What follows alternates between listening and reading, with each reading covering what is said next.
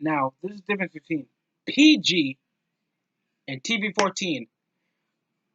When it comes to everybody being mature, having mature dialogues, having more mature conversations, and all because Corey Graves said, "Holy shit," all because Strowman speared Lashley through that fucking Minitron, and all because Kofi flipped the middle finger, the crooked ass middle finger. It wasn't even a good middle finger. It's not like this. It's like this. I don't know how scrunched up your fingers could be, even though you didn't even have a match yet. Yeah, Kofi Kingston can't even do a correct middle finger on Samoa Joe. And this show was a complete mess. They even did like a segment involving Shane McMahon over what happened last week and saying that they're afraid of the Undertaker. Like that really matters. We all know the mystique of Undertaker. And it just came to Ziggler and Owens coming out and saying who deserves a shot. So Shane had this matchup immediately. If Ziggler and Owens wins their match, they're included into the triple threat tag team title shot for the Smackdown tag team titles above Heavy Machinery and Daniel Bryan and Rowan. That was literally the only build-up because Kofi Kingston ain't shit. This was alright. Super kick. We see Tucker Knight's great athleticism. They're really good at selling moves, except like Owen sometimes talking too much during matches. It works so well, but it feels so shit. Then there was the Aleister Black segment.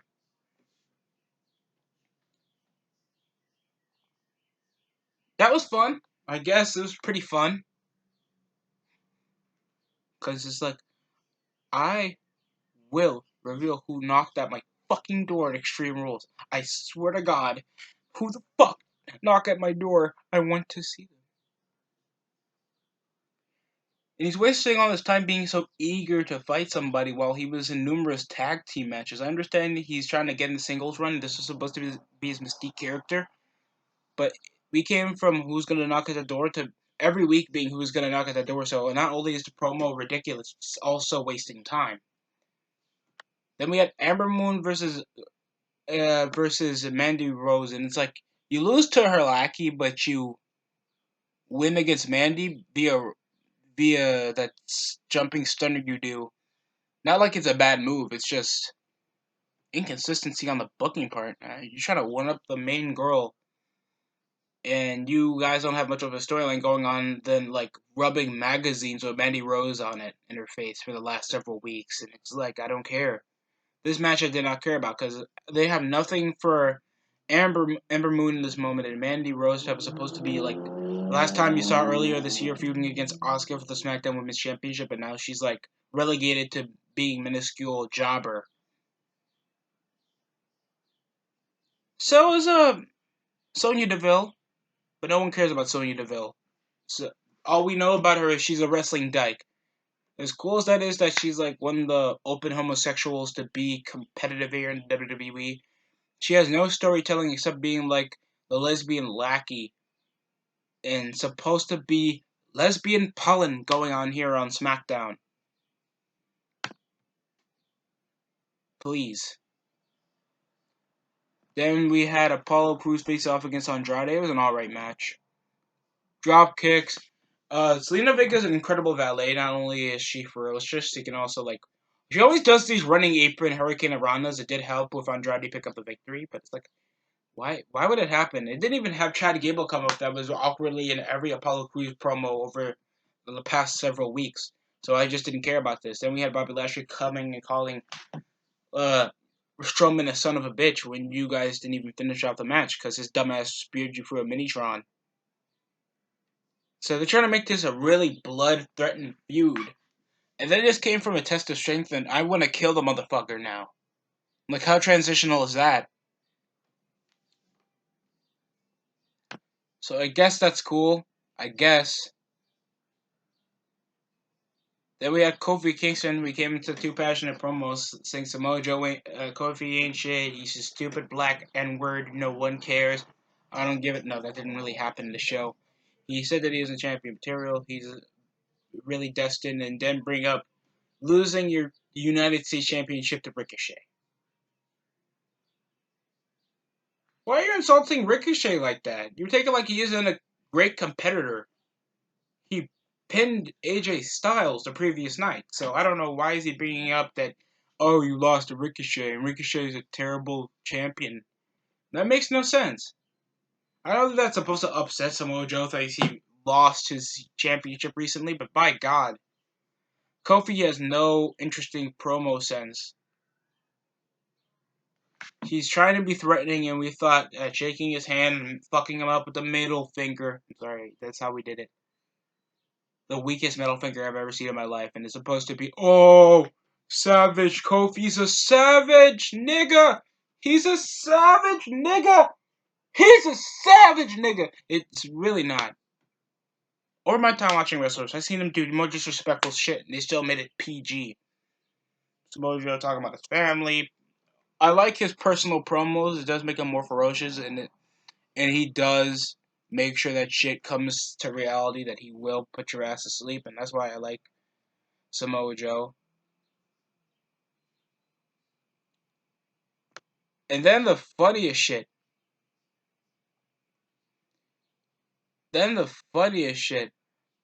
Was that stupid promo involving Ali. Like, I really gave a fuck about Mustafa Ali trying to be this inspirational speaker about becoming WWE champion, yet you haven't had a WWE championship opportunity since February or March of this year, when you were supposed to be the top guy until you got injured. And now his dumbass is thinking that he deserves a spot and making these stupid promos. I don't know if he's coming out of injury. Thanks, I know he suffered something really harsh during the Money in the Bank ladder match, or when he got nearly hit near the eye of that WrestleMania 35 Battle Royal. Thanks, Strowman. I really thought he was going to be done for.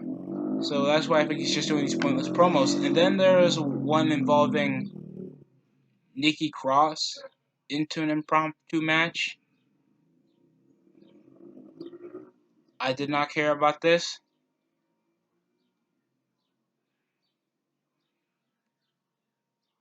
And they're just bringing it up like Nikki Cross is so over. She isn't. She is not. I don't like Nikki Cross. I think that she's boring.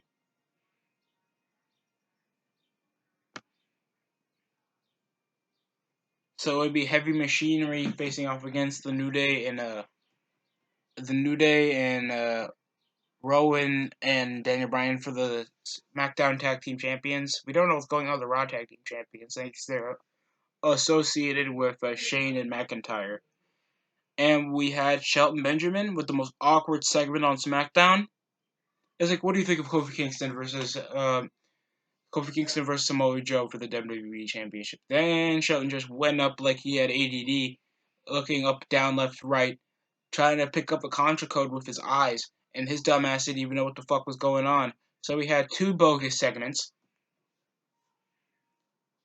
two alright matches, Nikki Cross proving to the fucking planet that she has nothing interesting to tell.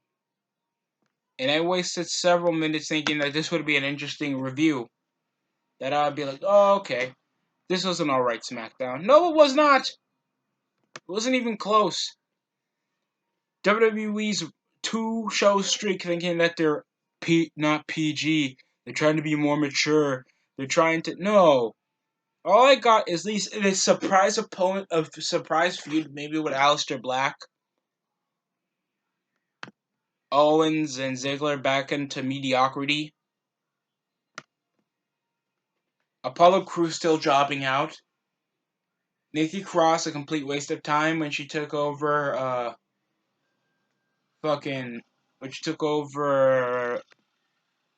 Moment of Bliss. It didn't prove much. There was like one good match. The other one was just Apollo Crews showing his athleticism. Blah blah blah. Zelina Vega comes in, intervenes. It doesn't tell a story. I don't think Apollo Crews ever adapted his character, and he's been the main roster since like 2016 or 17, and yet he has nothing to add. He has great athleticism. He has a stupid smile.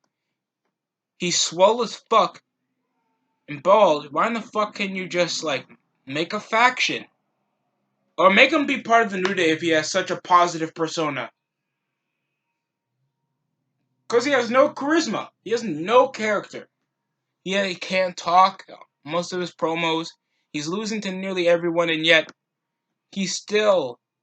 Like, you can't even picture anybody he would win, he could beat. Seriously. If you say Kurt Hawkins, they'll think of a roll-up shit that he could lose. I swear to God. Kofi Kingston is still not interesting to me. Nikki Cross, even though people like Nikki for some apparent reason, is because she's thick and Scottish. That's literally it. She's thick and Scottish. And the Ziggler and Owens versus I'll just call them the Captain Planets, was pretty good. It was alright. What would you suspect? 3 good wrestlers and a decent big man that they have on the ring. It was pretty good. So, can't wait, I guess, for Extreme Rules, an actual well-known pay-per-view. So, that will be the most well-known pay-per-view we haven't gotten since WrestleMania, thanks they made a stupid pay-per-view called Stomping Ground that had no concept, and Super Showdown that nobody cared about. I don't know if I never make prediction videos, so just like, maybe I'll think of what's going to happen about the pay-per-view in the final week, before the pay-per-view comes out next week. So, that will be all. This upload's going to come late. So obviously I wanted to celebrate 4th of July and not worry about uploading, not worry about the NBA or NFL for a while. But thanks for watching, everybody.